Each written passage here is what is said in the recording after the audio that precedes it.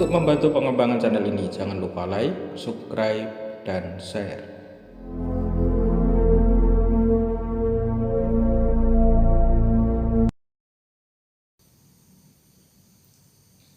Assalamualaikum warahmatullahi wabarakatuh. Bismillahirrahmanirrahim. Alhamdulillahirabbil alamin. Wa bihi nasta'inu ala umuri dunya waddin. Asyhadu an la ilaha illallah wa asyhadu anna Muhammadan abduhu wa rasuluh. Allahumma sholli wa sallim wa barik ala sayyidina Muhammad wa ala ali sayyidina Muhammad. Sahabat sekalian, sebagaimana yang diketahui oleh umat Islam bahwa kakek Nabi Muhammad yang merawat dan melindunginya dari kebencian suku Quraisy adalah Abdul Muthalib.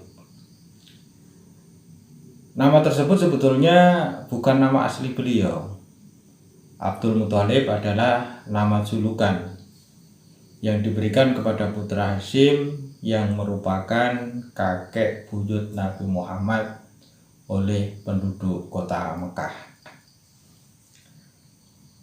Lalu mengapa putra Hashim mendapat julukan Abdul Muthalib dan bukan dijuluki Ibnu Hashim? Kita akan coba mengungkap tabir ini dan akan memberikan gambaran tentang hubungan antara Hashim, putranya, istrinya, dan Muthalib. Saksikan video ini sampai selesai agar mendapatkan gambaran yang lengkap tentang nama asli dari Abdul Muthalib. Namun sahabat sekalian, sebelum kita lanjutkan, jangan lupa untuk like, subscribe, dan share untuk membantu pengembangan channel ini.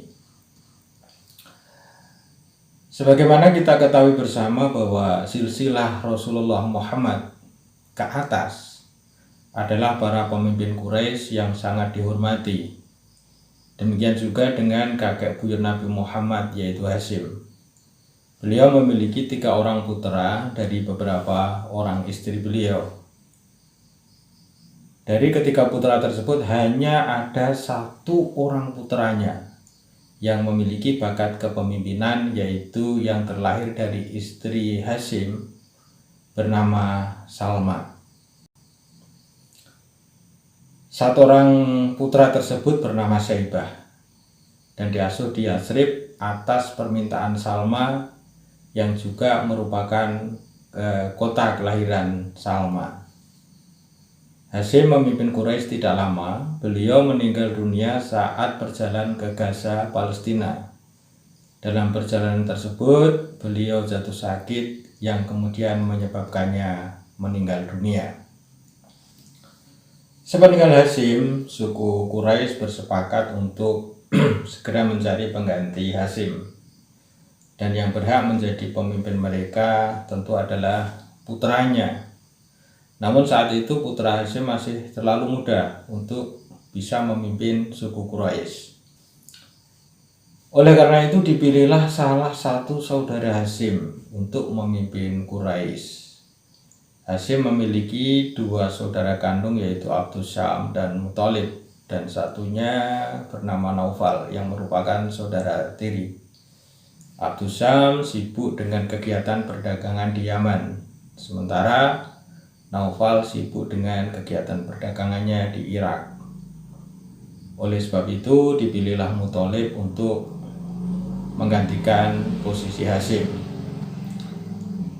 Muthalib kemudian memimpin suku Quraisy. Namun dalam kepemimpinannya, Muthalib merasa perlu memikirkan penggantinya kelak yang masih memiliki garis keturunan dengan Hashim sebagai pemimpin Quraisy sebelumnya.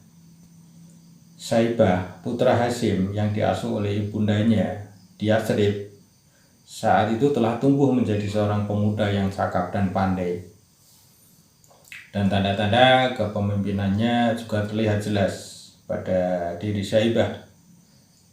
Dia memiliki kelebihan dibandingkan dengan teman-temannya yang lain dalam hal kepemimpinan. Berita tentang kepandaian Syaibah kemudian sampai di kota Mekah yang dibawa oleh para musafir yang telah melewati kota Yatsrib. Akhirnya Muthalib pun memutuskan untuk berangkat ke kota Yatsrib untuk membuktikan kebenaran berita tersebut.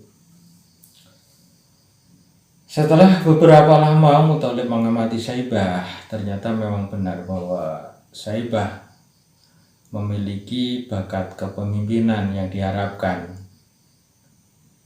Oleh karena itu Muthalib meminta kepada Salma untuk mempercayakan pengasuhan Syaibah yang merupakan keponakannya juga kepadanya.